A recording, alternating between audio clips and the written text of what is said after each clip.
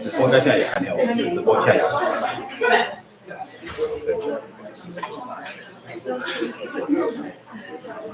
不要等一下讲者，我这是给他。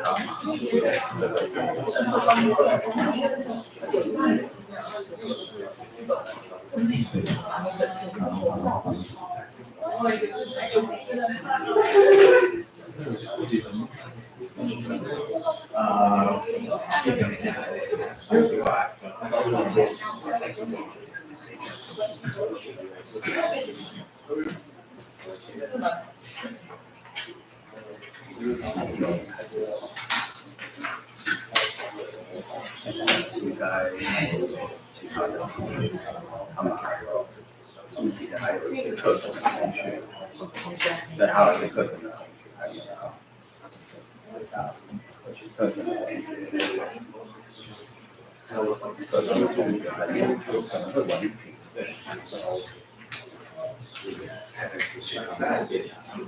没有。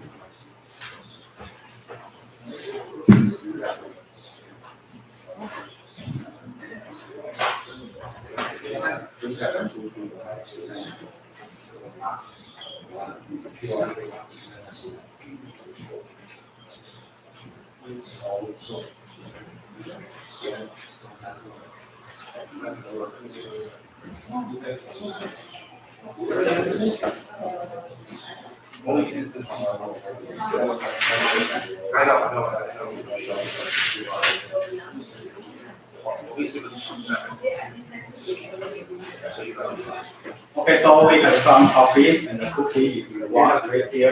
Thank you.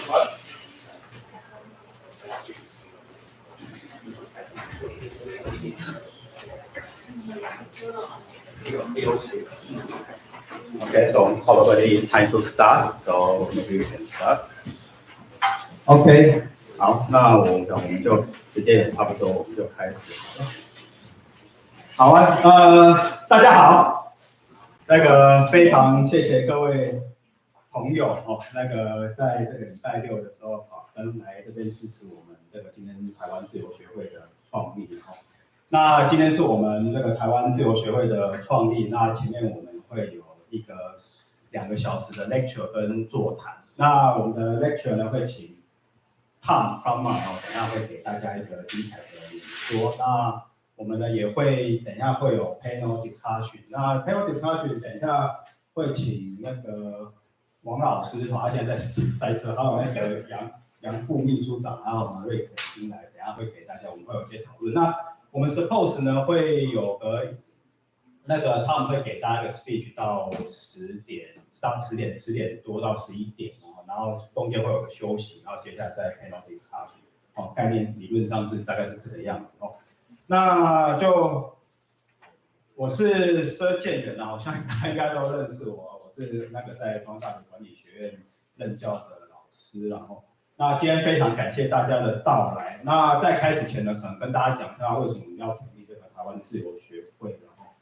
那原则上大概是有3层的意义哦，就是说，台湾虽然是1990年代解严到今天，可是我们在各方面其实还是留下很多威权时代的遗绪，然后有很多地方其实仍然是高度管制。那我们很多公民呢，也其实有存在一些大有为政府的想法，然后就是说，比如说很多人觉得过去台湾高度的经济成长是政府的功劳。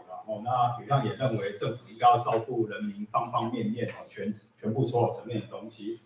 那我们也存在很多各式各样的管制比如像说，其实很多同学可能不知道，或很多老师可能清楚，国外的同学可能不知道，就国外的老师可能不知道，就是说我们在这边呢，其实像各系所招生的名额我们要多一个减一个，这个不是我们自己能够决定的，是教育部规定的你要增一个人少一个人，这个要透过层层的政府的盖章审核才可以这是非常恐怖的一件事情那前阵子呢，那个我们的立法委员呢，甚至也说这个我们的电费应该是由立法委员来决定的那这个也是很夸张的一件事情我们的电费要立法委员来决定，那由立法委员来决定电费，那就一定是政治决定那会有很多奇怪怪的现象，所以这个是第一层的意义这是我们成立的这第一层意义，我们需要改变这件事情。我们需要改变这件事情。那当然这是一个长远的过程那可能也要劝举大家的脉搏因为很多时候这个是什么样？这个就是因为公民这样觉得，所以有些时候政府如果你不这样做，就会掉选票，他就这样做。那所以我们的民间的力量。那第二层的意义是，其实我们现在面对中国威胁，那面对中国威胁，让第一层的这个事情变得更加的复杂。为什么呢？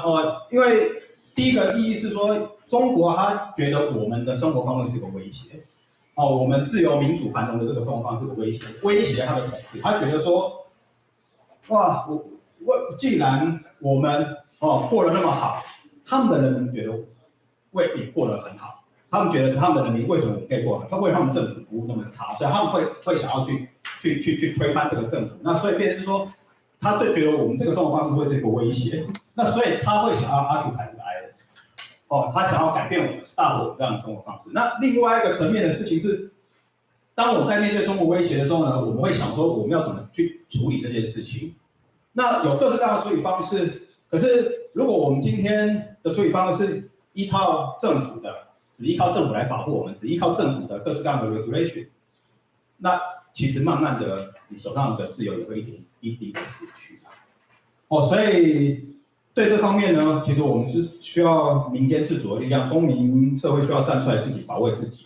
那当然这里面有很多复杂的议题就是说，比如像宗教上面的管制是怎么一回事？你能够存在一套管制吗？那我觉得宗教自由就不见啦。那我是不是有其他的方式？民间的宗教团体自己串联起来说，我们拒绝中国来干预我们自己的宗教生活，没有他们自己神论者所以这个是需要讨论的，需要研究的，我们需要更多的研究跟讨论，也需要同样有面对过这个问题的这些东欧的东南亚国，他们其实同样要面对这样的一个议题。那我们怎么样一起来交流？这是我们学会成立的第二层意义。那第三层意义呢，是身为一个能够说华语的这个世界公民那其实对岸的中国他们过去20-30年来不止了70-80年来各种争取自由的这些中国的 scholar 中国的公民在那过程中留下了很多东西，那也留下一些故事，然后现在被北京政府去铲除了他们那个铲除不只是把人从肉体上消灭，包括把记忆从人民的记忆中消除。那所以我们还有一个任务就是说要做事情，其实我们也会保存这些他们的这些故事跟文献，让未来的世代还有让尤其更重要的是台湾人还有其他世界的公民了解中国人的艰辛，当然也了解北京政府的残暴要不然很多台湾人像现在的 YouTuber 根本就觉得北京政府很好这个是不对的啦，他们有很多残暴的事情。那我们呢，其实也是要保留这个故事下来，跟大多数的人讲像大翻译运动一样，翻译给其他国家的人知道说，其实有这么一回事那这是我们身为世界公民的责任那学会一路走来到今天其实有很多琐碎跟艰辛的事情那不过我们还是坚持踏出了这一步。非常感谢大家诸位朋友这一年来的支持跟相挺那祈愿说学会成立以后呢，台湾人跟所有的地球公民都能够享有自由繁荣的生活，尽自由。So I will talk a little bit in English about what I talking before. So we appreciate for your coming today. especially in Saturday morning. It's very difficult for us to get up early and come here to join our event. Today, I think this is the first official day for Taiwan Liberty Society. Why do we establish Taiwan Liberty Society? I think we have 3 reasons. So the first reason is also we have been a democracy country for around 30 years. However, there are still many remnants of a previous authoritarian regime. I say many citizens still hold the idea. They hold the idea say the government should take care of everything, and also our citizens have the idea is the economic growth, rapid growth in the war after World War II in Taiwan. The KMT government should take all credit. They say this is a contribution of the KMT government. I say that is not true. And also the government should take everything. This should not be good. So, and they have this kind of idea. And also, in our daily life today, many aspects of our daily life still under a lot of regulations. For example, the number of students each department can have each semester, in university, is highly regulated. For example, our department each year we can have 70 students. If I want to add one more, then we should pass a lot of steps. We should receive a lot of steps by the government. So it means it's highly regulated. And also, several days ago, our congressmen, legislators say they claim the price of electricity. The price of electricity should be decided by them, decided by congressmen in Taiwan. You see, it's very ridiculous, right? Price of electricity should be controlled by the congressmen. So if this is the case, then the price of the electricity will become a political decision, not a market decision. So this is not true, okay? And we should not be in this case. So because there are still a lot of reneged reneged from the previous authoritarian regime. So we need a change. So this is why we established this society. And the second idea is the threat of China on our liberty and democracy makes things complicated. In one hand, Beijing believes the liberty, the prosperity, life, and the democracy regime here is a risk for their control, for their authoritarian regime. Okay, so which they think we are a risk for them. So this is just like what they see for previous life in Hong Kong, right? They say Hong Kong people, they have some liberty, they have a freedom to speech, they have a freedom in religion. This is a risk for Beijing. So they want to take care. They want to stop it. They want to occupy this island. They want to occupy Hong Kong, just like what they do before. Okay, so I think this is the second thing. They are treated for us.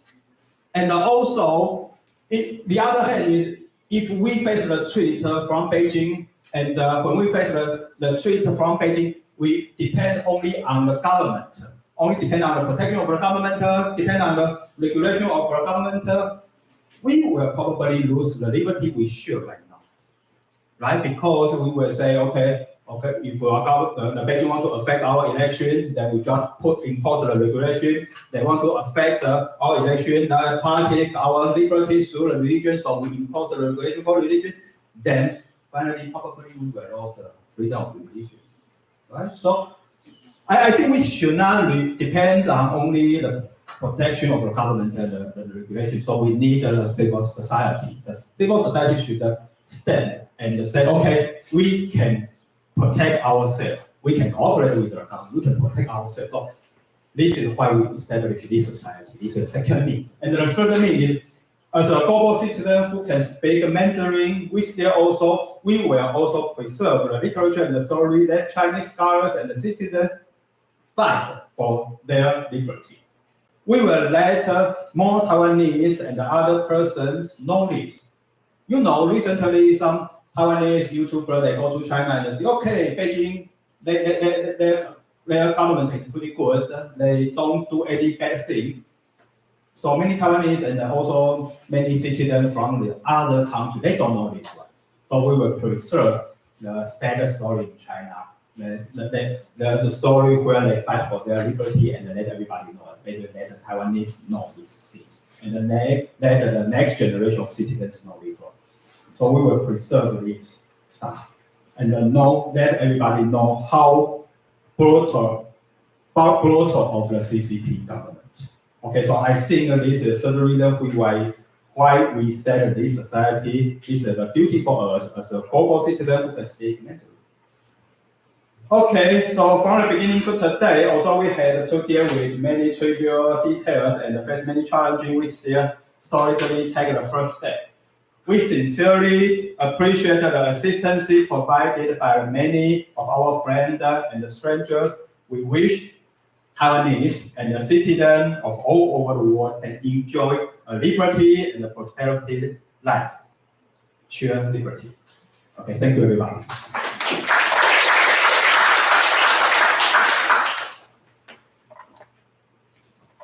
Okay, so let's give a pause for Tom, and he will give us a keynote speech. Thank you so very much. Is this working? Not yet. Not yet. Maybe with this one. Well, it's such a pleasure to be here, and I should also add it's an honor for me to be at the founding event of the Taiwan Liberty Association. My name is Tom Palmer, and I work with Atlas Network around the world. I should also mention in my family history, my father was very fond of Taiwan. He fought against the Japanese Empire in China, and he had a great affection for the people of Taiwan and for the society that we were building here. And so I remember not only did he learn to use the abacus when he was in China, he never used a calculator, always a Chinese abacus, and doing his numbers, and also had a picture of Sun Yat-sen in our home when I was growing up. Now, let me tell you a little bit first about Atlas Network, because I think it will help to set the stage for what we hope to achieve. Atlas Network is not an organization like Microsoft or McDonald's or what have you that has branches or affiliates or franchises. It is truly a network, meaning that we work with 564 independent organizations in 103, now 104, as of today, countries. Each one, just like Taiwan Liberty Society, is fully independent, self-organized, and self-governing. Networks have many advantages over centralized forms of organization. Professor F.A. Hayek, who had very substantial influence through his students on the development of Taiwan's liberal democracy and prosperity, wrote a very important essay in the 1940s, which you can find online easily. One of the most important essays, in my opinion, written in economics in the last 100 years. It's called The Use of Knowledge in Society. And he noted, and I will quote, "The peculiar character of the problem of a rational economic order is determined precisely by the fact that the knowledge of the circumstances of which we must make use never exists in concentrated or integrated form, but solely as the dispersed bits of incomplete and frequently contradictory knowledge which all the separate individuals possess.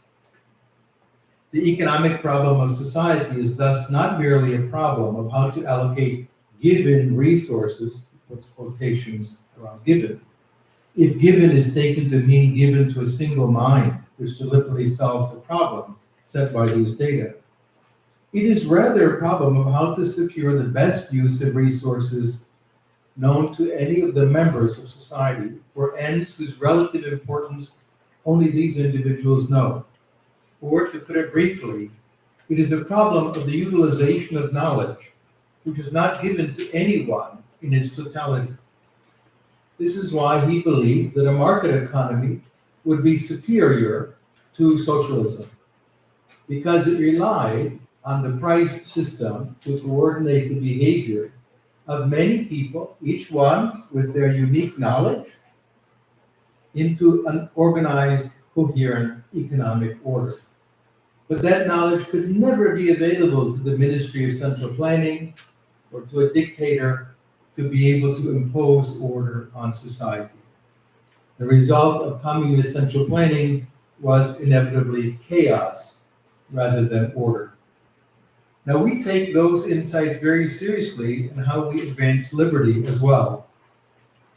People in Sao Paulo or London or New York or Tokyo or Cape Town do not know or understand the problems that people face in Taiwan as the people in Taiwan do. This is very important. It requires us to be humble when we approach our partners and work to help them. We do not know all the answers. We do not know the framing of the problems. This is known by the people who live there, who have to deal with them. A network, as opposed to a centralized organization, can mobilize the useful knowledge that people have on a local level. That's why we are committed to recognizing our own limitations and to drawing instead on the power of a network. So tonight, I will depart for Tanzania in East Africa, where the growing network of partners across Africa will meet for 2 days in the Africa Liberty Forum. There will also be a meeting of the first meeting of the George Ayite Society, named after a very great Ghanaian free market liberal economist named George Ayite, who died 2 years ago, and the East Africa Students for Liberty meeting, which will happen afterwards. I'm very excited to meet with our African partners from all over the continent. The Asia Liberty Forum will be in September in India, and I hope to see some of you there as well. That brings together groups from all across Asia to share practices, to learn from each other, and, to paraphrase Professor Hayek, to secure the best use of resources and knowledge known to any of the partners of the network, for ends whose relative importance only those partners know. Now, the vision of Atlas Network was formally adopted by our board of directors. I'll give you a flavor for how we see the world. The Atlas Network vision is of a free, prosperous, and peaceful world where the principles of individual liberty, property rights, limited government, and free markets are secured by the rule of law. This is very important. We don't believe in so-called free flow of everything, anarchy, craziness. Regulation by the rule of law. Law that is understood by all the members of the society and applied equally to everyone. No one is above the law. So regulation by the rule of law is much superior to intervention on an arbitrary basis by powerful authorities. Our mission, as adopted by our board of directors, is as follows. Atlas Network increases global prosperity by strengthening a network of independent partner organizations that promote individual freedom and are committed to identifying and removing barriers to human flourishing. So our job is to help to strengthen that network, not to control or direct it. We are a service bureau for our partners. We were founded in 1981 by Sir Anthony Fisher, a British businessman, a farmer, in fact, and intellectual entrepreneur. His own personal commitment to individual liberty and the rule of law and liberal democracy was formed when he was a fighter against National Socialism, or Nazism, as it was known, in the Second World War. He was a pilot of the Royal Air Force and participated in the very famous Battle of Britain, when the German Air Force attempted to destroy London, and he and his brother were both partners. And he witnessed his brother killed during the battle. After the war, he committed himself to defending Britain from the horrors of collectivism, which had consumed so much of Europe. In 1944, Professor Friedrich Hayek, who had left Austria, which had been taken over by the Nazis, and became a professor at London School of Economics, published a very influential book, The Road to Serfdom, in which Hayek persuasively argued that the replacement of the market economy by central planning was the road to slavery. It was a turning point in the political developments of the 20th century, that year 1944. Indeed, the translation and the publication of this book, The Road to Serfdom, in Chinese in 1953 also began a slow process of rethinking in China and Taiwan as well. It was very important for the gradual development of liberty and liberal democracy in Taiwan. In that meeting, when Anthony Fisher went to meet Professor Hayek after the war, and he had read Hayek's book, The Road to Serfdom, he said, "This makes sense of what we have been fighting against. What can I do?" He said, "I want to run for parliament on a platform of classical liberalism." And Hayek warned him, he said, "Well, okay, but realize you will be captured by the political agenda.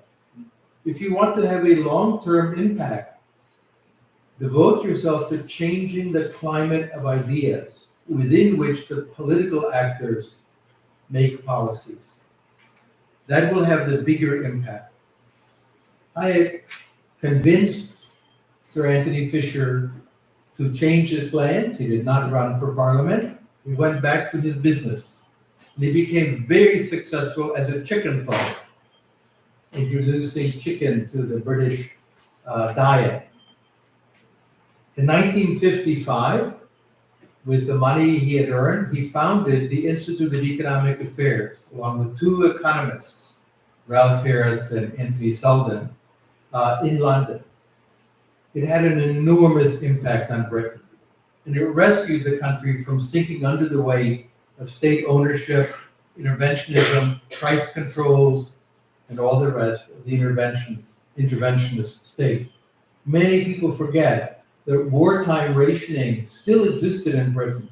10 years after the end of the war, you had to have ration coupons to get access to butter and all kinds of foodstuffs, clothing. There were capital controls. You could not send money out of the country, and so on. IEA had a huge impact on changing that. When Mrs. Thatcher became Prime Minister of the United Kingdom, she wrote to Fisher, and she recognized that IEA had, quote, "created the climate of opinion which made our victory possible." This was a vindication of Hayek's strategy. And on the 30th anniversary of the IEA in 1985, she spoke, and she said of the founders of IEA, they were the few, but they were right, and they saved Britain. Most people end the quotation there, but I went back and watched the speech. Being Mrs. Thatcher, she added something very important. She said, "But remember, well, the cocks, those are the male chickens, may crow. It's the hen that lays the egg," reminding everyone she was the one who made the reforms. So there were the three men with her. They laid the foundation, but it was Mrs. Thatcher who did it. You need both. You need the political actors, but you also need the intellectuals to shape the climate of ideas.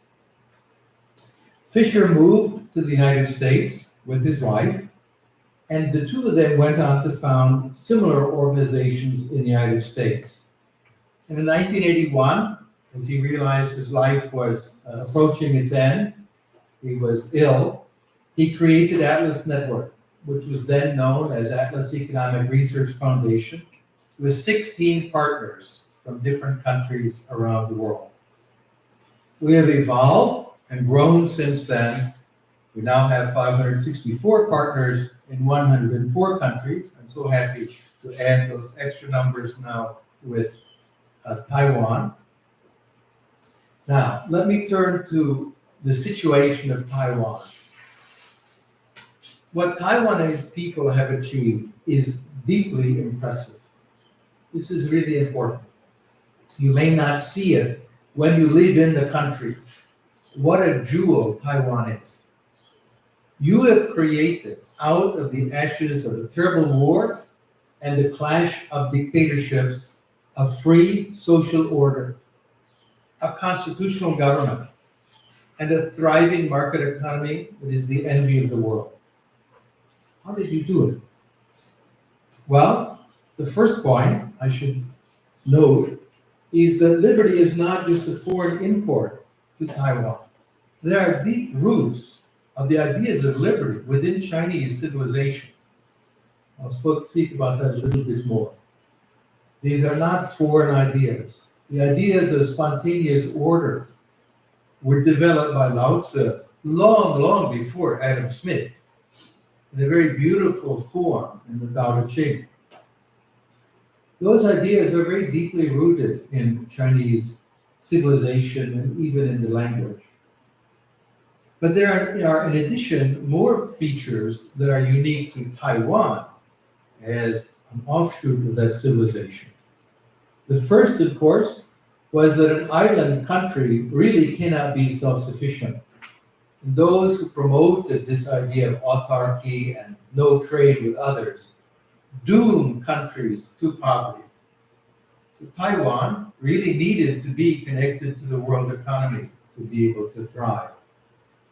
But in addition, intellectual foundations were laid here by many Chinese liberal thinkers on the mainland, and some of whom then came to Taiwan after the conquest of the Chinese Communist Party. You think about such intellectuals as David Chow, Dr. Shou Chen Sang, and Dr. Yuo Shen Lin. I apologize for my bad pronunciation. It must be painful to your ears. Chow translated Hayek's The Constitution of Liberty and other works, and took the very important task of integrating traditional Chinese culture with the ideas of liberalism. And this is a very important responsibility. It is the case that every social order has roots of both liberty and domination and coercion. And China is not unique in this regard. China as well. There are roots of the ideas of freedom you can find everywhere. What is important is to reconnect contemporary discourse with those deeper roots. So they are not cut off, but they're firmly embedded in the culture and in the society. It used to be common in Europe and the United States that people considered China inherently collectivist, which is a little bit amusing in some regards, because they looked at the horrors of the Chinese Communist Party and the monstrous crimes they committed, the destruction of individual conscience that the CCP inflicted on the Chinese people. But as my Chinese friends have pointed out, I was once in Peking University, and Feng Xingyuan pointed out, he said, we find this idea bizarre, because on the wall we see here pictures of the intellectual founders of our state: Marx, Engels, Lenin, Stalin, and Mao. Marx, Engels, Lenin, and Stalin were not Chinese. And he added, in the course of Chinese history, many ideas, good and bad, have been articulated. But no one was so completely crazy as to advocate communism. This we got from Europe. This is not a Chinese idea. It's an idea imported from Europe. So people who believe, and you sometimes hear this, oh, there are Western values of liberty. Well, there are also Western values of power and domination and violence, like communism and fascism, which originate not in Asia, but in the West. So what we need to do is recover those ideas of freedom that are inherent in every civilization and connect them with contemporary discourse. I mentioned how difficult it might be to appreciate the brilliance of the accomplishments of people of Taiwan because you live here. And so it's natural for people to focus on all the flaws, all the things you think are wrong, all the things that ought to be corrected. And of course, they're there, as they are every place. But when you're a foreigner and see Taiwan, you can see it differently. What an amazing country you live in. What a beautiful country. A society of freedom, of progress, of dynamism, of innovation, and of prosperity for everybody. Now you face great challenges. The first one has been already discussed, the normal process of domestic rent seeking, or the desire to use the government to benefit yourself at the expense of others. This is a common feature of human society. And as the economist Mansur Olson pointed out, this rent seeking tends to build up over time, and it can choke a society. Every special interest says, we want an exemption from the rule of law, we want the subsidy, we want to destroy our competitors, and so on. And you get over time an accumulation of this. In a way, organizations such as Taiwan Liberty Society are like antibodies in the immune system of a country to fight against the infection of interventionism and rent-seeking, the use of the state to benefit myself at your expense. So that's a feature that Taiwan has, that every society in the world faces, how to combat special interest legislation and foolish interventionism. But you also have some deep intellectual questions that, again, John pointed out, and that is, quite frankly, the failure of normal citizens to appreciate the achievements of their forebears and how precious and fragile they may be. I spoke recently to a large group of students in Argentina, where they are struggling with the virtual collapse of their economy. And a new president who said, I will make changes that will restore it. Argentina was once one of the wealthiest countries in the world, but the growth of populism, Peronism, dictatorship, cronyism on a huge scale reduced them to poverty. And now over 60% of the population of Argentina are at the poverty line or below. It's a catastrophe from one of the richest countries in the world. And currently, the president is working with the Congress trying to get rid of some of this accumulated interventionism and cronyism. In the process, people often underappreciate the role of entrepreneurs. Here we are in the business and management school. This is extremely important. Who creates the wealth in the society? It's people who work, people who save, people who invest, people who innovate, people who found and create and manage businesses. And in the market economy, the profit and loss test is so important. When you make a profit through honest exchange in the market, it's because you added value for the lives of other people. And yet, business people are routinely hated by intellectuals. Why is this? It's a very interesting puzzle.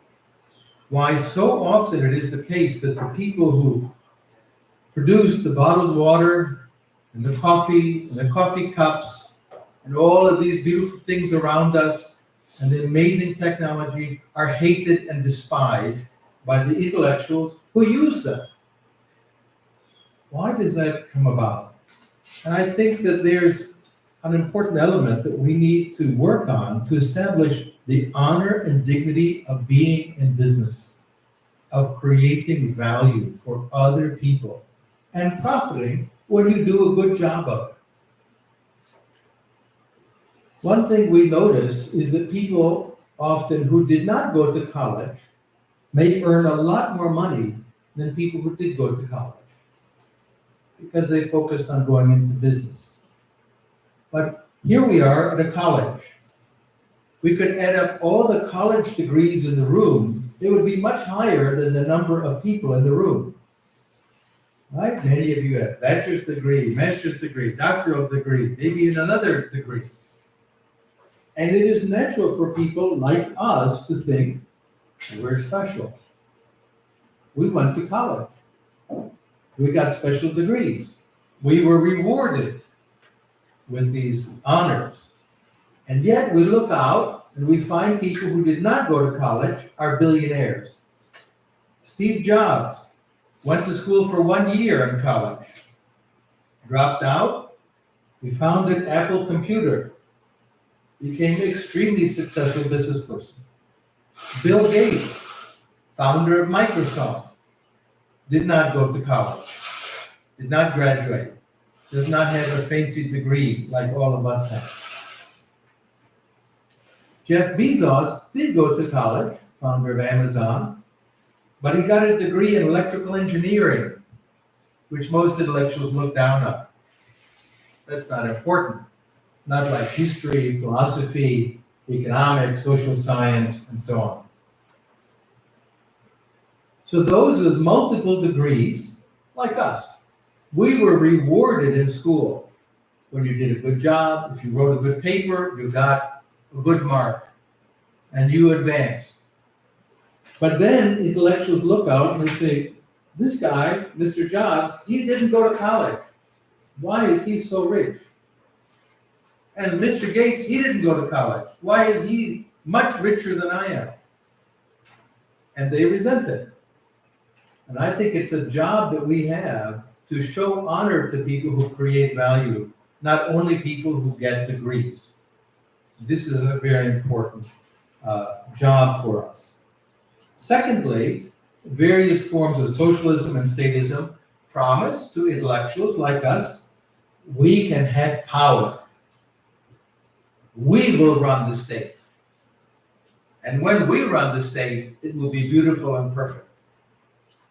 Of course, that's a fantasy. And many times the intellectuals who promote the establishment of these collectivist regimes are the first ones who are taken out and shot. Lenin called them the useful idiots because they promote absolute totalitarian power in the fantasy that they will be the ones to use it. But of course, it doesn't turn out that way.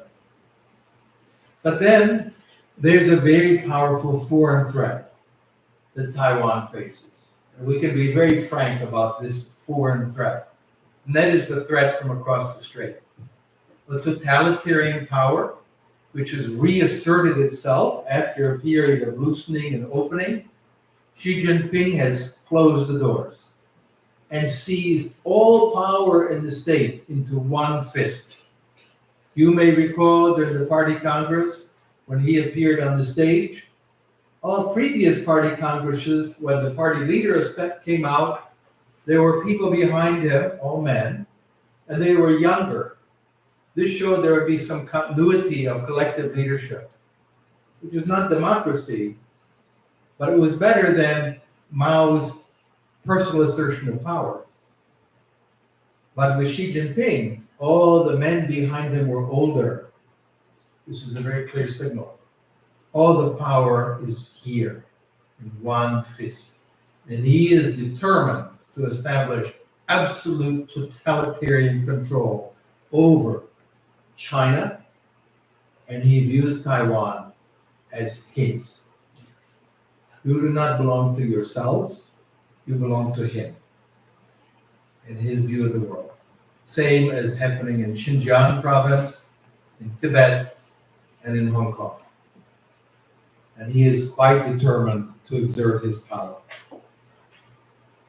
They have the possibility of information warfare, which is a topic that some members here have addressed, the economic embargoes and threats that can be made against Taiwan, and of course, the threat of military invasion.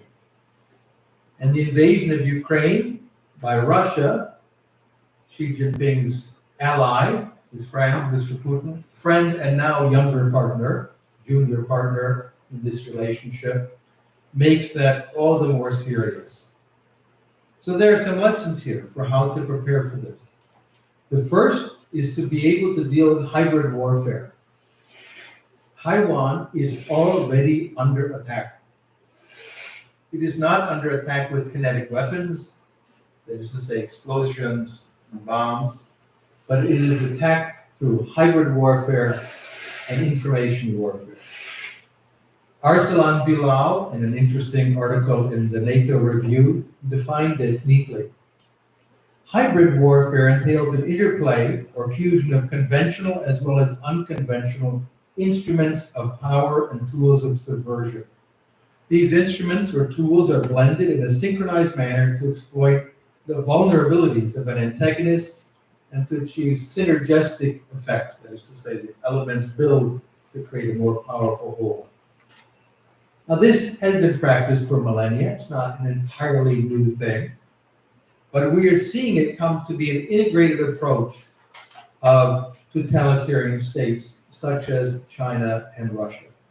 The intervention into elections abroad, manipulation of information to bring about the victory in democratic societies of anti-democratic forces is a very important part of that. Poisoning the information sphere so that citizens have difficulty recognizing what is a truth and what is a lie. It's called the fire hose of falsehoods. And the Kremlin has been very good at this. In this regard, I would say they've been a bit more advanced than the CCP, but they're learning from each other.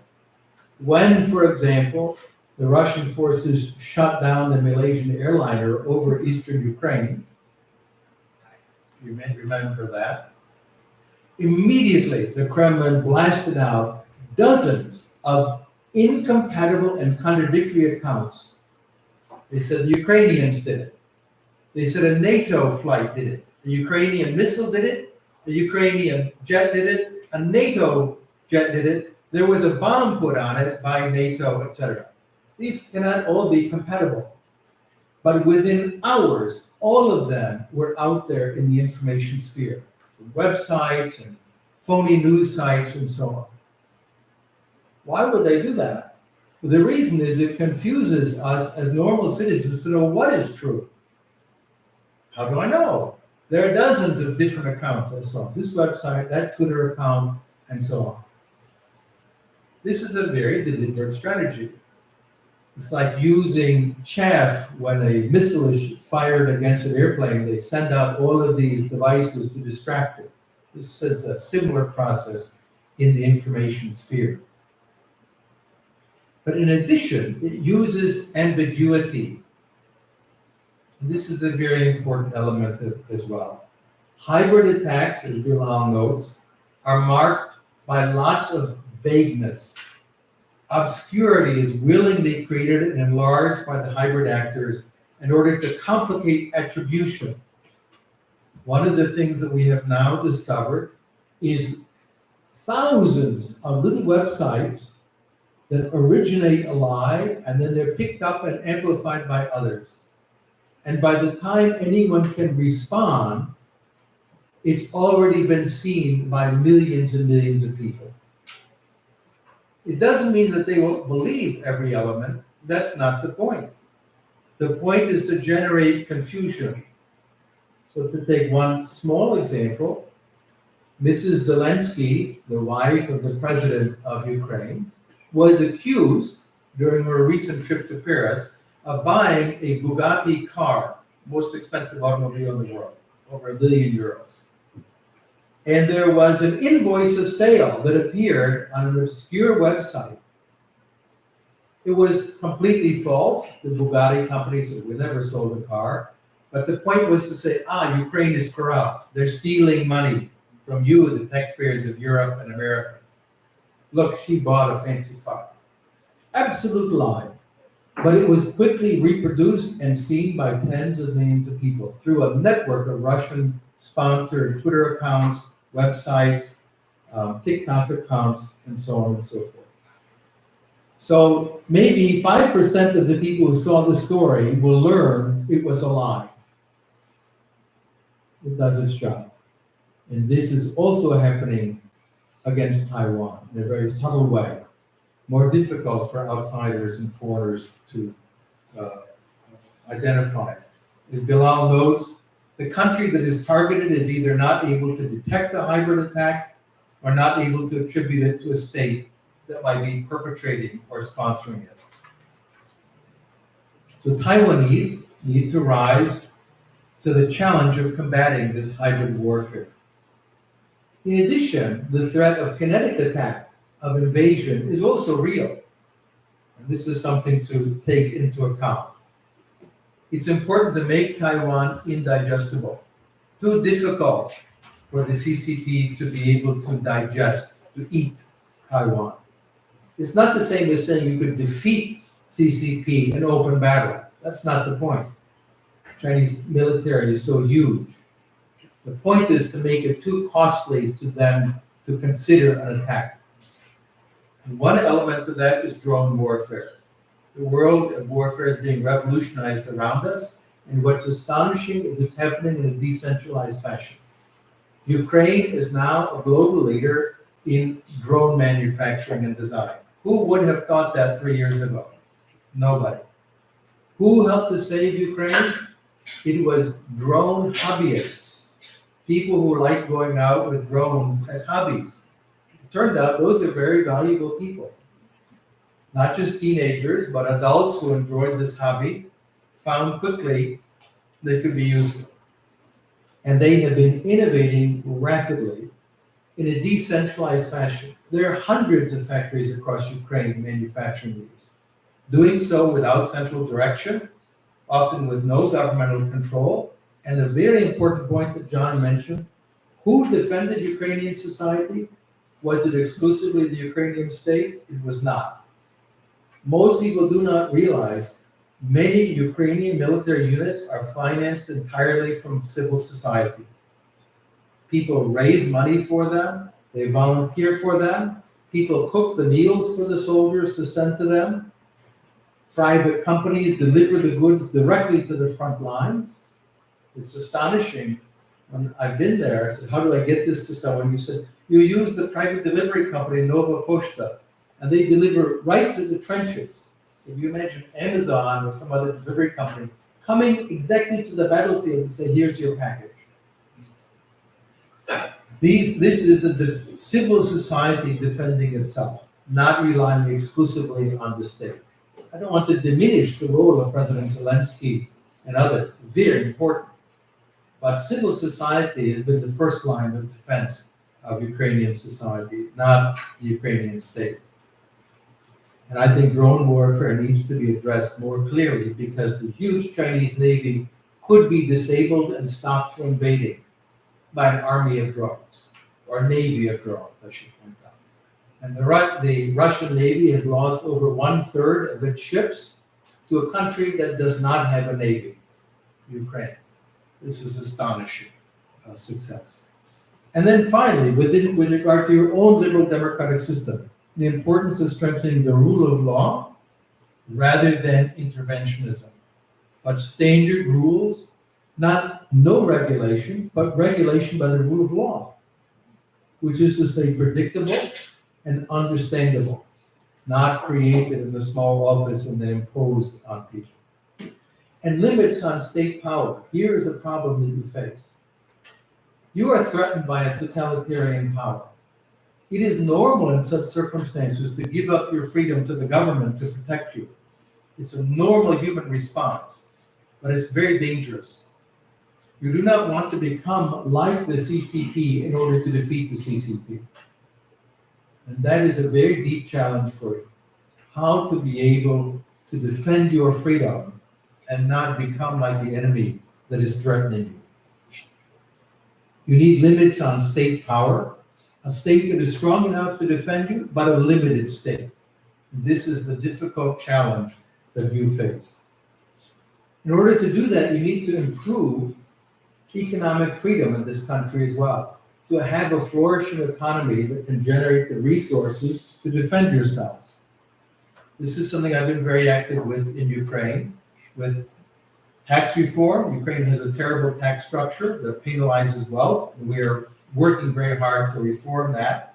A simple, flat, proportional tax, everyone can understand, everyone pays, it's a fair tax for everybody, rather than the current one. And also improving economic freedom and getting rid of thousands of permissions, licenses, and administrative procedures. So let me conclude. Taiwan is currently ranked 11th in the world in economic freedom by the Economic Freedom of the World report of Fraser Institute and Cato Institute, and 12th for overall liberty in the Human Freedom Index for 2022. And those are real accomplishments to be proud of. Freedom of the press, freedom of speech and assembly, marriage equality, a pioneer in Asia in this regard, freedom to travel, freedom to do business, freedom to live your life as you want. You need to defend those freedoms and secure them and expand them, so Taiwan can be even more prosperous, more innovative, more dynamic, and more able to defend yourself. In conclusion, I want to stress, to reemphasize how important Taiwan is to the world. Your freedom is important to you, as it should be, but it's also important to the rest of the world as well. If Taiwan were to falter and fall under the control of the Communist Party and their predatory behavior, it would be a disaster for the world. Certainly for you, but for the world as well. Now, the lack of an active partner in Atlas Network has been for me, for years, like an itch in the middle of my back I cannot scratch. It's always bothered me. This wonderful society, but there was not an active presence, an organized liberty movement in Taiwan. And I'm so happy and really so pleased to be here with you today as you found the Taiwan Liberty Society. I salute you, and I look forward to working for a flourishing Taiwanese liberty movement and to enriching the entire world with your wisdom, your experience, and your success. Thank you so much.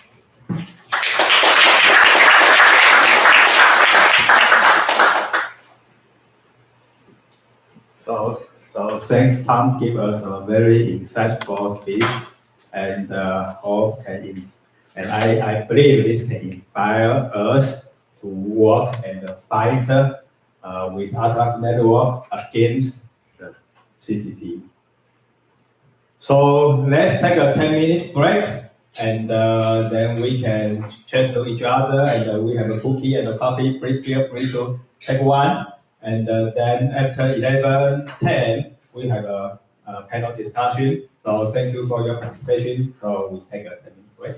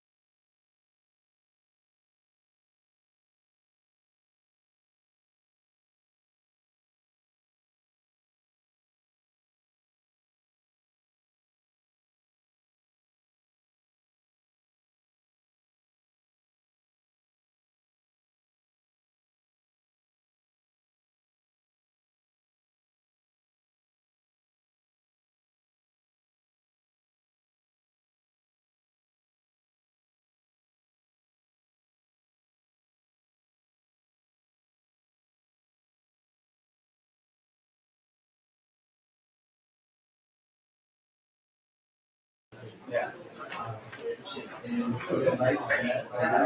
everyone, so please take seats. We are going to start our panel discussion.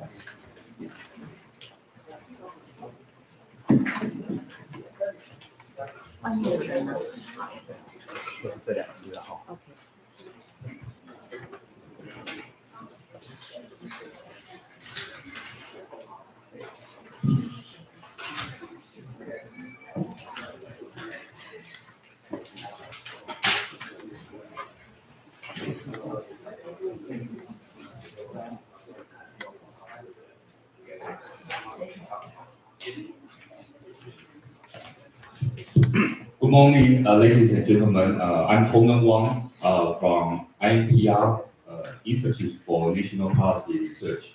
On behalf of INPR, I'm here to congratulate the Taiwan Liberty Society's first general meeting in the symposium.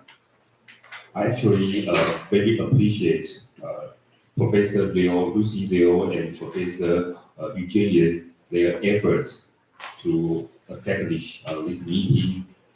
Not only, as you know, they are quite prestigious scholars in their career. They just published a worldwide influential article in the name of Ma Zhu. This article quite influential to tell us about how the Chinese government they use religion to influence or to intervene Taiwan's election. But I also appreciate their related efforts to work on this general meeting and symposium. So today, I'm very happy to be here to know other panelists for today to discuss our topic about how to maintain our freedom and the democracy amid the infiltration attempts of authoritarian regimes. I think the turnout here represents to everyone, not only people in Taiwan, but I think also the people who around the world who have the similar challenges from the authoritarian regimes. Today, we have several prestigious researchers and scholars from the world. The first is Vice President Tom Palmer, usually known as our keynote speaker today. And the second, I would like to introduce you Professor Marek Hudin from Prague. And the third, we have Deputy Secretary of DPP, Andrea Young, as our one of the panelists. So how about we start from Vice President Palmer to kick off our topic today. Thank you. Well, thank you kindly. You've already heard some of my thoughts on these questions, but the very deep challenge that you face, which was on the one hand to defend yourself from a systematic attack, which is ongoing as we speak, without becoming like the state that is attacking you. And this is a very deep and profound challenge. So the democratic gains that have been made in Taiwan are very impressive, and they are very precious, beautiful, and valuable. You do not want to lose them to Xi Jinping and his brutal dictatorship, but you also do not want to lose them to your own local politicians. It's a normal feature of political life for politicians to say, give me more power and just trust me. It does not mean they are bad or wicked or terrible people. It's a regular feature of political life because each one of us has too much confidence in our own abilities. Each one of us has the potential to become a dictator if given the power. And once you have power, you find you don't want to give it up. That's also a normal feature of human psychology. How can we entrust the state with the ability to defend us without itself becoming a predator and dangerous to us? That's the challenge we face. One way to address it is mobilization of civil society, so that you do not say we just give power to the state to protect us, we also protect ourselves. One thing that I have discussed with Taiwanese people is the importance of being armed. In Ukraine, we learned this. There are two cities in Ukraine that are lessons, Bucha and Irpin. In the city of Bucha, they had no weapons. The Russian army came, and they committed unspeakable atrocities. Rapes,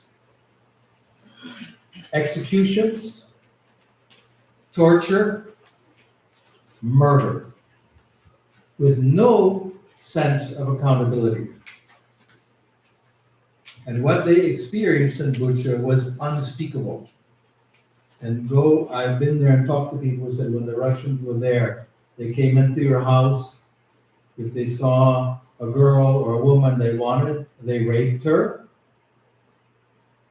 with no sense that there were any consequences for this.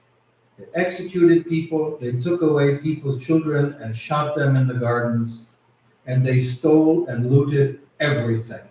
Washing machines, liquor, jewelry, wedding rings, everything. In the city of Irpin, nearby, the local people knew the Russians were coming, and they quickly called everyone who had a gun. And the Russians did not take Irpin. They were stopped until the regular army could arrive. They blew up the bridge into Kiev, and it was those citizens who defended the people of Ukraine. The Russians stopped there. Because the local people had guns, they quickly organized themselves, and they were able to stop a very powerful army. I've been in Europe since and helped to distribute weapons to citizens. I was very proud. I gave weapons to two grandmothers who had undergone military training. They said, we know what the Russians will do, and they're not going to do it to our grandchildren, because there will be a grandmother waiting for them. And I think this culture is important to bring about in Taiwan as well. That people, adult people, know how to use weapons and know how to defend themselves. And not only rely on the army, but to make the CCP know every corner will be defended. There will be a grandmother behind every window with a high-powered rifle to take them out. And then to have more active awareness of what it means to be under attack. Information attack, this is a difficult challenge, how to be aware to distinguish lies from truth. But then also military attack. I think it's important for normal citizens, even those who do not want to carry a gun, and I respect people who don't want to do that, to learn how to engage in civil defense. What happens if a missile hits your building? What would you do? How would you rescue your neighbors? Do you know basic first aid to be able to take care of people in these circumstances?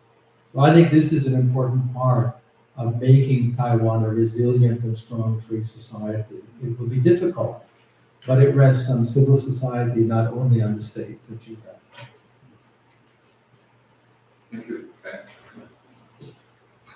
Thank you very much for thanks for Vice President Palmer's views. I think he reminded us several good points for our audience to reflect on how can we defend ourselves. For example, the first concept is about the idea of power. I think the government, even if we need the government to do good things for us, to have good governance, but we cannot rely on the government too much, because once they have too much power, so once they have the power they want, probably they will abuse our rights in front of them. So we need to have a limited government.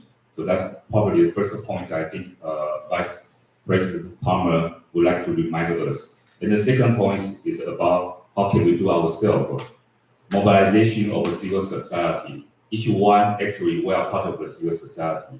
but we need to have a resilience powers. For example, when the threat coming in front of us, how can we defend ourselves to face these great challenges from the outside?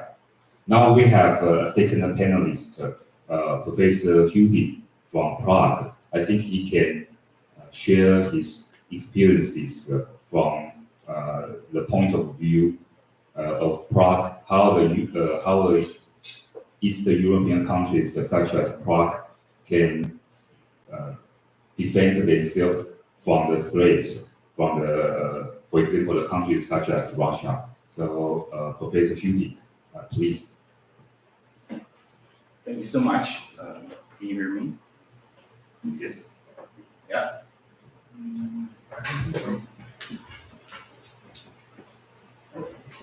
Okay. All right. Thank you. Thanks again for inviting me. It's a great pleasure to be here. I'd like to comment on 2 points that you raised. One is the information war. The other is the actual war or geopolitics more generally. I come from academia, so I care about ideas and liberty, and these two things, they present challenges for us theorists and classical liberals in many ways. So classical liberals believe in the individuals, in their power to judge what's good for themselves, to interpret the information and make decisions for themselves. But when we face the information war, we're faced with misinformation. As Professor Palmer said, we experience attacks from powerful governments. And the question for us is how to deal with that.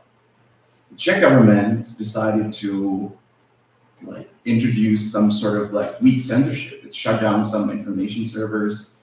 It's even appointed a person who would maybe in a way censor kind of an information that goes to public, which I think is not a good way to deal with this, because we believe that people from themselves should be able to judge what is good or bad and make decisions accordingly, not because they're super rational, but because we believe that they can make better decisions than the governments, who are very likely to abuse their power eventually. Even initially, they might have good intentions.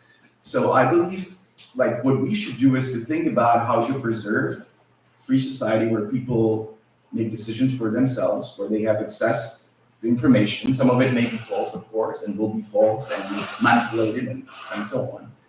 But I think what is important to emphasize is that the liberal values are such that we believe in the power of individuals and civil society to deal with these problems rather than governments. So that's the first one that I find very challenging and important. Second point is that classical liberalism, to my knowledge, didn't have very good theory of international relations and geopolitics, because we believe that if we let countries stray, it will lead to peace. But it turns out this is not the case, right? We don't live in a world where we would have perfect competition with small states with no power. We have very powerful states who are ready to abuse the power.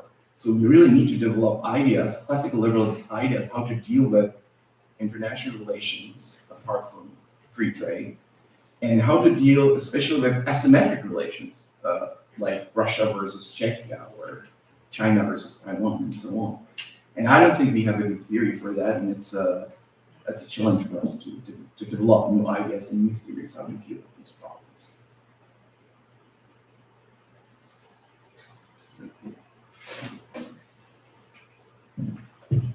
Thanks for Professor Hudi's 2 points.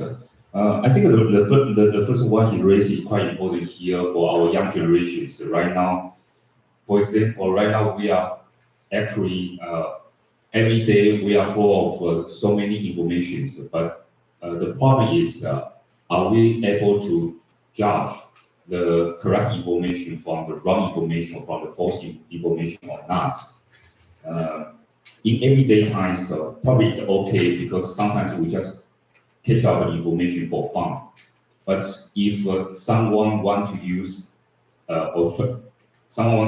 information to manipulate any political goals, to infuriate the civil societies, how the members of the civil societies, such as young students or young generations, also including myself, not only young people, but how can we identify those informations?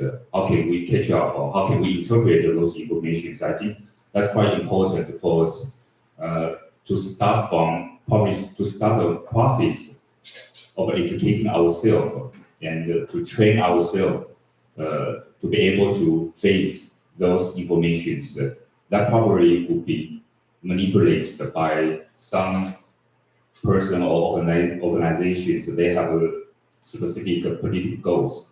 That's the first point. Probably we can talk about later. And the second point, Professor Hudig mentioned about this classical realism. That's a theory term.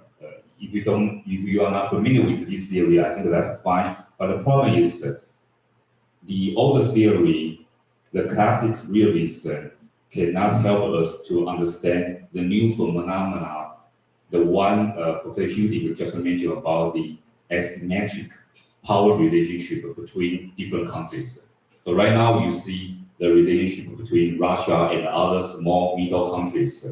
And now in Taiwan, actually we are facing asymmetric power relationship between Taiwan and mainland China. So that's a problem to deal with, but so far we don't have any solutions for this.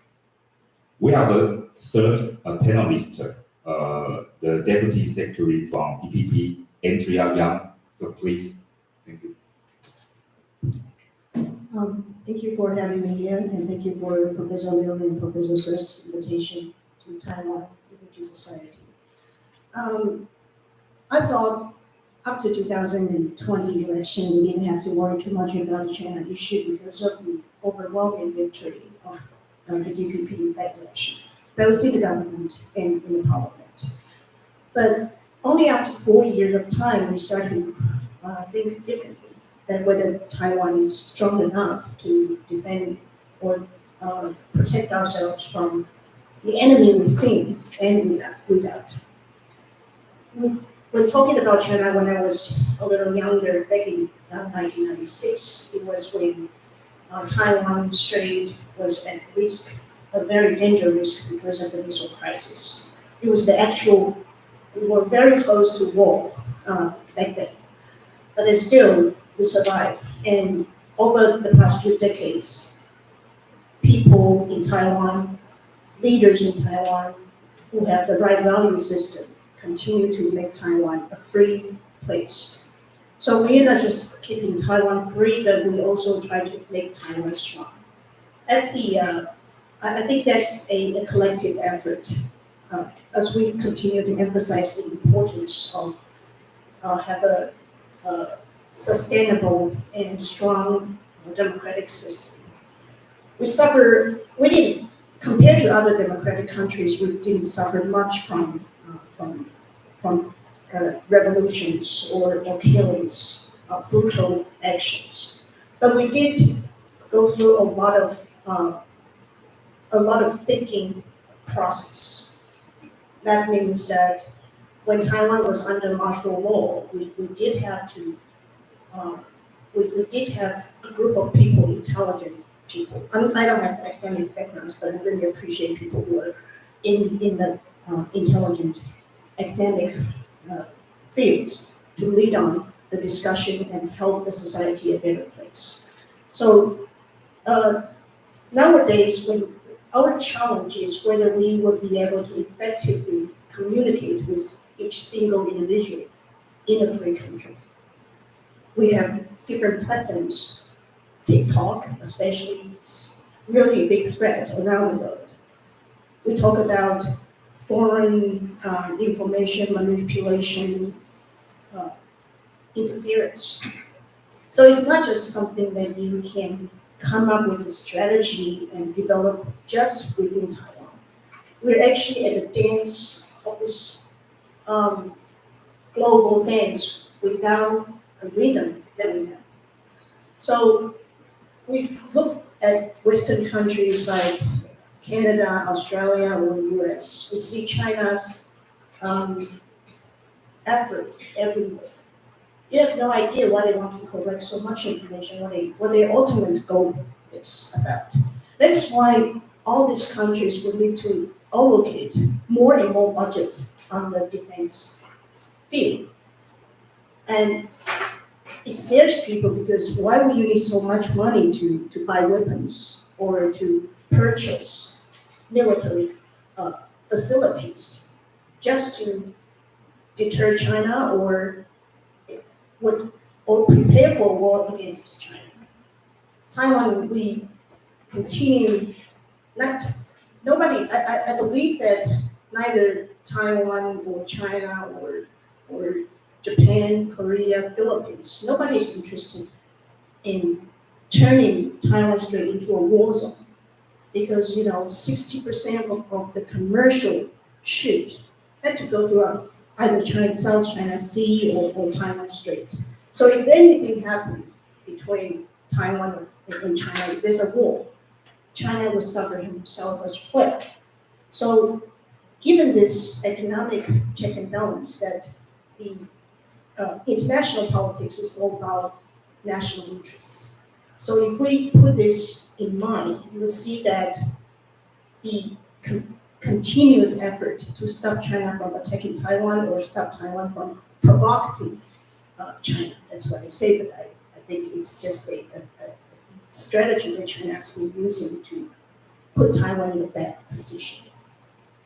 Our government has continued to emphasize peace and stability over the past few years. And that's important because we continue to send out this message to not just to the international society, but also to ourselves that the importance of peace and stability. So this is a big question, but I want to talk about with 5 perspectives instead.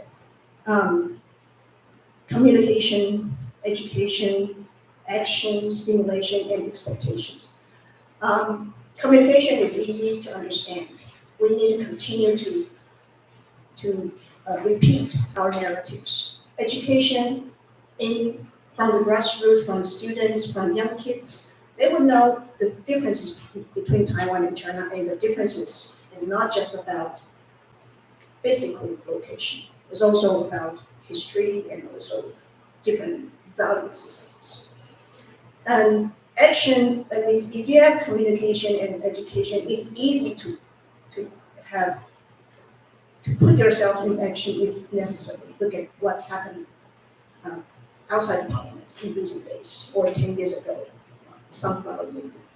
So communication and education would automatically, I think, would have people to come out and have the awareness of why you need to stand there for yourselves and also for the society as a whole. I want to talk about stimulation. It means that we cannot take democracy for granted or think this is not my business because I don't want to talk about politics. It's just too complicated or it has nothing to do with me. But stimulation is something that we need to we cannot take democracy for granted.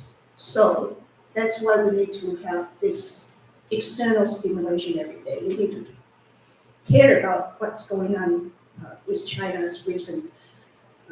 They try to punish people who advocate for Taiwan's independence, things like this, or what happened in Hong Kong. We need to be aware of what's going on around us and what will be the consequence. Expectation, that means that as I know more about my enemy, then I would expect what they're gonna do next and what I should expect from ourselves. So, I try to put it in this kind of a cycle. But I think the most important thing is communication and education is inevitably a very important infrastructure when we talk about the national security or ultimate peace and stability. It's very important that the government or people continue to invest on fields like this. So we need to put money on the education and all this good ways of communication. I think I will just stop here. And resilience is important, but how do we make Taiwan, keep Taiwan free and make Taiwan a stronger place? It's a rolling process, and we cannot do this without proper education. Thank you. Thanks for Deputy Secretary Yang. I think she gave us some important points to reflect. And one point I found is that she mentioned that this right now, for example, the phenomena of information warfare actually is the new thing. We didn't think about this would be a problem probably 4 years or 8 years ago. But right now, we are facing this new phenomena, and we need to figure out how to deal with these new maybe challenges will come into in our future life. That's the first thing.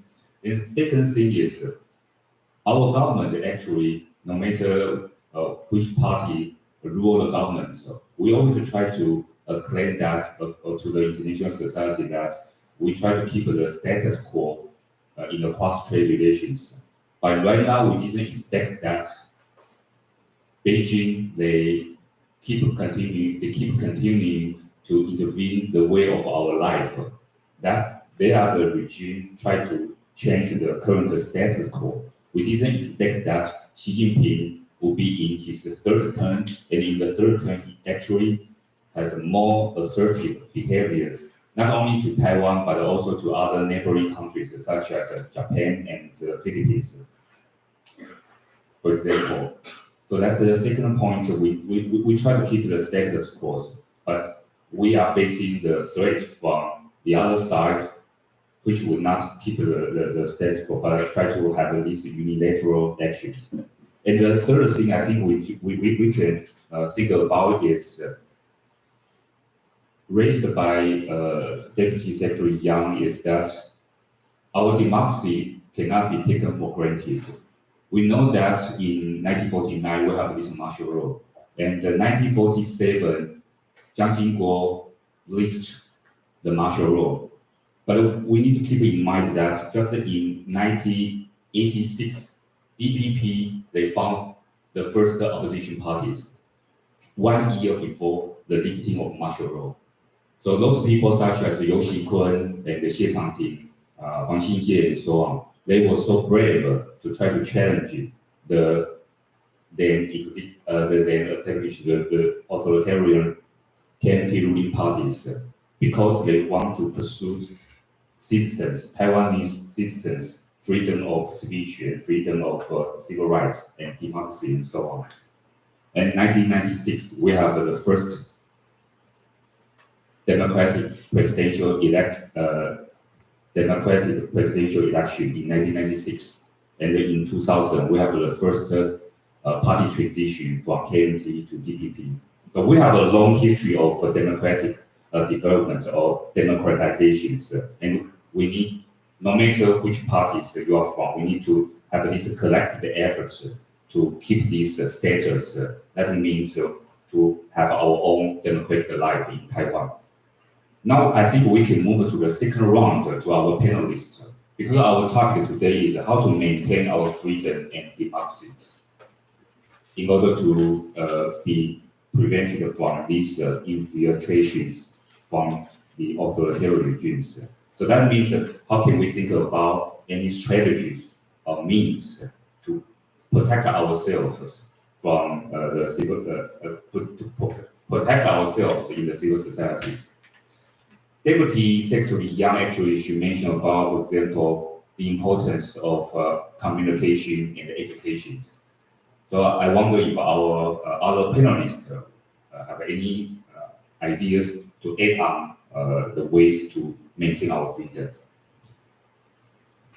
I'd like to address a question then. Ms. Yang, you raised such important points in the importance of education. But I fear when I talk about education for young people, I don't know what young people think. I go to lots of college campuses, and other people say, "Oh, Tom, what do young people think?" And I say, "I don't have a clue. I do not socially hang out with 19-year-olds, right? This is not my social circle. I don't know what they're thinking, and the ones who came to my talk are not representative of all the students or young people." If you want to understand how to educate young people, you have to start from where they are. And that is not what I perceive young people to be. It's a totally different thing. So focus groups, to sit down and ask, what is important to you? When you think of Taiwan, what comes into your mind? What words characterize your life in Taiwan? What do you think needs improvement? Et cetera, et cetera. And this is where we draw on professional marketers. There are people, old people like me, who spend time trying to understand what young people think, because they sell things to them. And if you don't know them, you cannot sell to them. And that means getting professional marketers who can do not only opinion surveys, but focus groups, more intense marketing circles to find out what do they think, how do they perceive the world. Because what I fear is, if they hear me saying, your society is amazing, they think, oh, granddad. Oh, heard that, right? They don't want to listen. So they need to have information in a style that comes to them where they are, not where an old person thinks they are. This is very different. So a big challenge is to spend time learning what young people really think about the country, not what we think they think. And then the second thing, in a world that is now saturated with irony, and I think Taiwanese young people too, irony. Everything is a joke. Nothing is serious. But there are very serious issues. If the PLA shows up on Taiwan streets, you will find out how serious this is. Ukrainian young people discovered when the Russian army showed up in their streets how deeply serious this question got, and how to address a generation saturated with irony, with this view that nothing is serious, everything is a joke, about how deeply terrible it will be if you lose your democracy. And so that's just a question I put out, and I hope people in Taiwan can address that, how to really communicate and not sound like your granddad and grandmother talking to young people. It was terrible when I was young, you should be grateful for what you have, and so on. Thank you. Professor Cutie, please. I have a similar experience. When I talk to young people, I don't understand them, they don't understand me. But what I believe we should do as educators is to, first of all, to provide access to the diversity of information that is surrounding us. So we should not restrict what is good or bad, but we should have a serious discussion about various ideas. And what we could teach, perhaps, is to focus not on the content or like specific ideas or specific contents of theories and so on. We should focus on meta competencies, how to deal with the world where there is a lot of information, some of which may be false. We should learn how to think critically, how to aggregate information, how to assess it, and those kind of skills are getting more and more important than what we learned in the past when I was young. And so I think the vision is like to have schools and classrooms filled with people with different backgrounds, from different countries, who could share their experiences and have an exchange of information and discussion and learn from each other, so that we can see and appreciate different perspectives and have broader views. So this is how I see the role of education. Thank you. Deputy Secretary Yang. This question is to me. It is frustrating communicating with young people. It could be very frustrating. We invited someone who is human resource management expert to our headquarters to give a talk about what the young people think, because they certainly don't behave the same way as we used to be. So I think with the young people, they're more free about themselves. They do not want to force themselves into things they don't like, or they don't want to force themselves into the system. In a way, that's the result of democracy. That you encourage people to think freely and behave the same. It's bad. It's good, and there are so many young people here. I will say the negative word, but it's different way of looking at things. But there is a generational gap, especially in the political communications. In the news, it's okay if you don't support my party, but it's very difficult to understand that why so many young people voted for another rising party. But then if you ask them, do you have loyalty towards this new party? Then the question is not certain. That they were not happy with the ruling party, so they want to give you some punishment. So I'm not happy with what you do.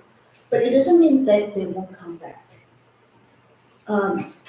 We had after this election, we held quite a few focus group communication with the young people generations. They're encouraged to speak freely, and even if you want to bash the DPP as well. But we don't. The young people, I must say, are smarter than what we think they are. They have if you give it time to sit down and think about several questions, they have the rationality to really go through the thinking process. That's the thing.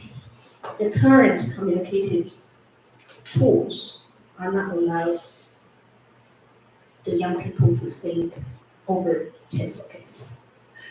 If you go through a news video, then you're not interested, that's a flip. So the time and the quality of your information is limited towards important message. We won't say we used to do that. We try to do it in the old school way, give you a speech and expect you to understand all these things that we try to teach you. But then the result was pretty poor. So now we had to go through the train. So we have this live broadcast video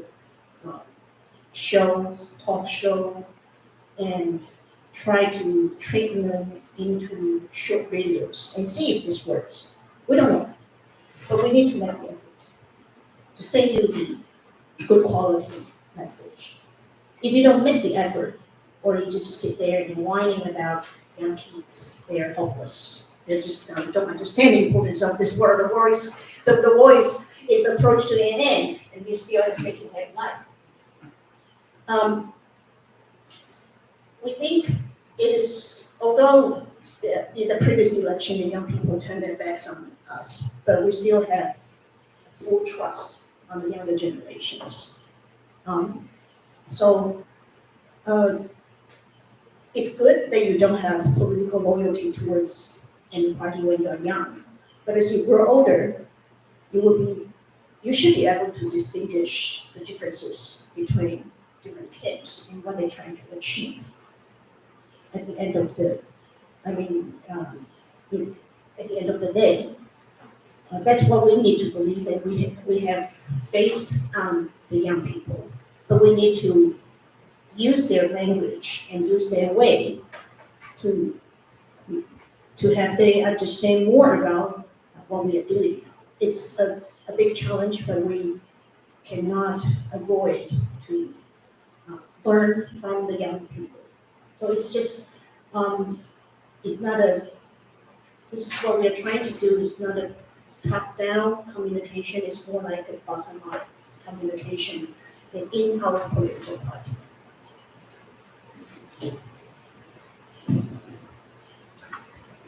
Before I conclude our panel here, I think so far we have this consensus that young generation, young people are the focus here, right? To answer our question, how to have this more qualified democracy or freedom in our society. I think young people are playing quite crucial role in doing this.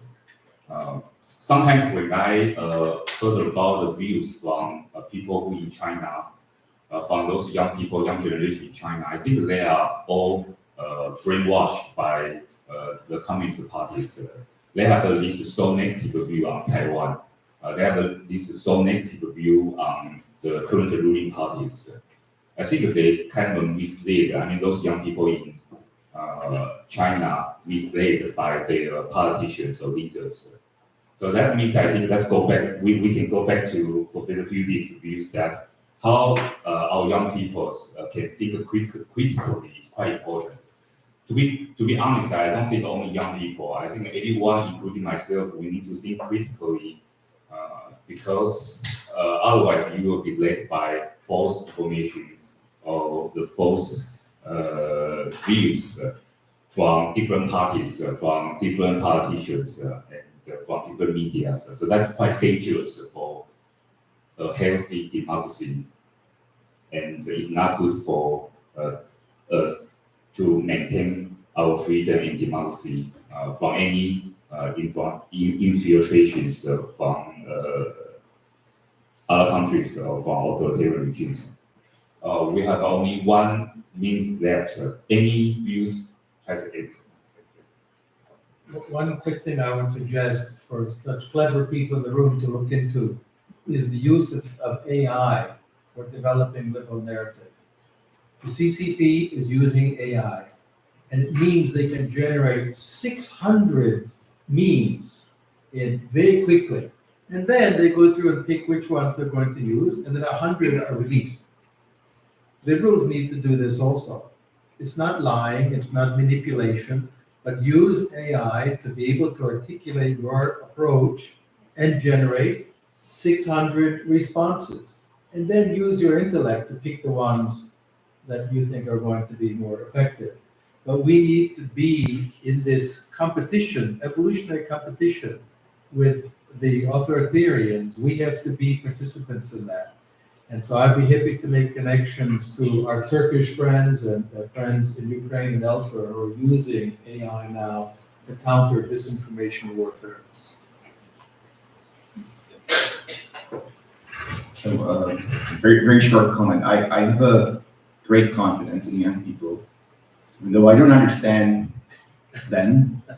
What I know is that they're very smart. They're much smarter than we were. They have a lot more experience. They can travel more. They can learn more from the internet, connect with people around the world.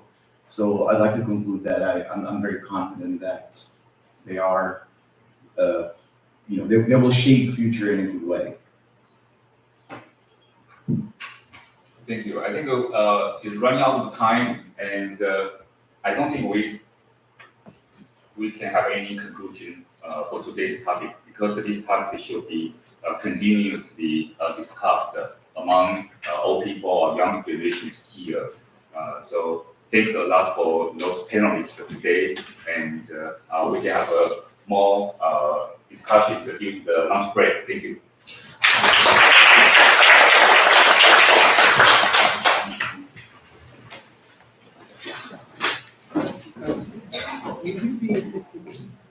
So thank you for all the panelists. And then we have lunch for everyone. So please enjoy the lunch, and it's outside the room. And be careful of the monkeys. We don't have monkeys here. So today we have bugs.